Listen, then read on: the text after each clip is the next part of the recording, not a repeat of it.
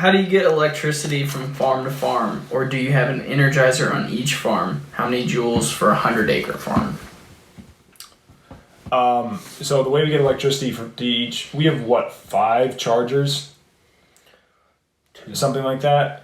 But remember, this is not a continuous farm. There's multiple farms that are all separated out, and so those farms have to have their own chargers. But we have one charger that charges the entire North Place. One charger that charges all of Docks, which is like 300 acres probably with everything in total over there, 270, something like that. And the way we get power around is the fences for the most part. We just use them as perimeter fences. They're all electrified, but then the perimeter around the entire farm and some of the interior divisions, those are all hot hookups where you could use it to divide your interior fencing off of there. So we use the fencing to transmit electricity around the farm. If we need to go from one farm to another, like across a road, but we want to use the same charger, we have the luxury that we can put huge fiberglass rods in the ground that are 25 feet tall and run a cable, run a little high tensile wire across a road.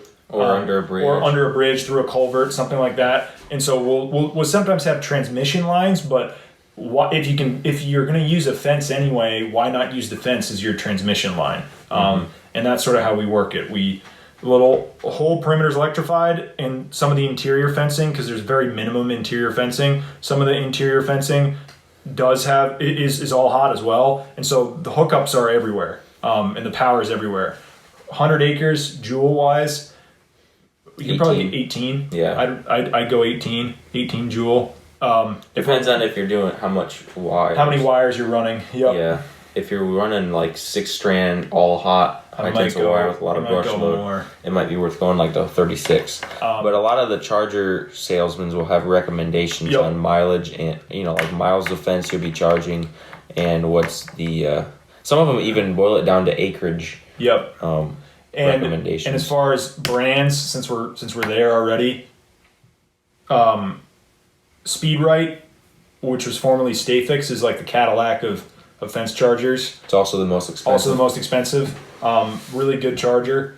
Cyclops, it's an American made company. I think Speedrite is New Zealand based. Cyclops is an American company.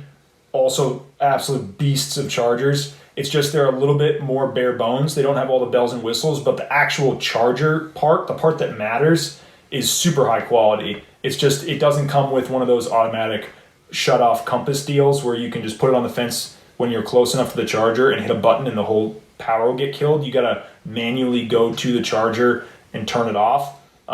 You can still use like a voltmeter to be able to tell where a short is, but you can't turn the charger off, which there's workarounds. You could use Wi-Fi capability plugs to shut it off, but it's not, in my opinion, it's not that big a deal. Just have a bunch of switches.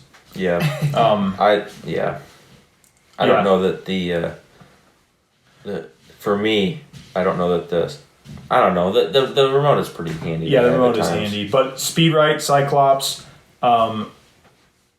Gallagher. As far as reliability, Cyclops is not going to be any less reliable. That's what I'm saying. The actual charger quality is pretty much identical. Like they're both like top of the market chargers. It's just Speedrite has more bells and whistles as far as that remote shut off is really the biggest deal. Mm-hmm. The Cyclops has anyway. It's like we're being charger salesmen. Like, enough. But anyway, if you go to PowerFlex or somewhere to buy your fencing equipment, Timeless Fence.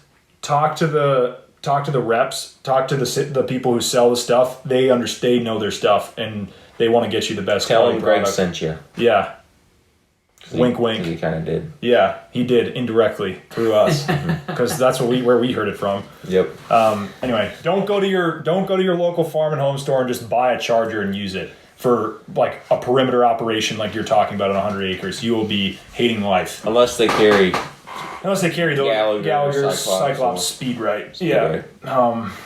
Yep. Absolutely. There's one more, but I can't remember the name of it. It's like Nebo or something. And solar chargers. Zebo or something like that. Zeba? I don't know. And solar chargers work in particular situations. The only bummer is if you're thinking about moving it every day, I mean, that is a pain. I mean, there's ways to do it, and people do it, but I mean, I would much rather go with the plug-in option and figure out a way to transmit the voltage around the farm. Mm-hmm. If you want to supplement the electricity that's going into that outlet with solar panels, go for it. But yeah, I know I saw something with somebody out there, the grass-fed cowboy. You know what I'm talking about?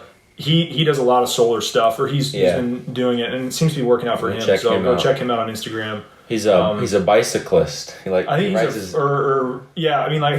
he likes riding his bike on around his farm. And I think he's like a photographer for like professional mountain bikers. He came to one of the grazing schools and he had some phenomenal photos. They were so cool. Yeah, go check him out. Grass-fed Cowboy is his. I'm pretty handle. sure that's what it is. Yeah, it is.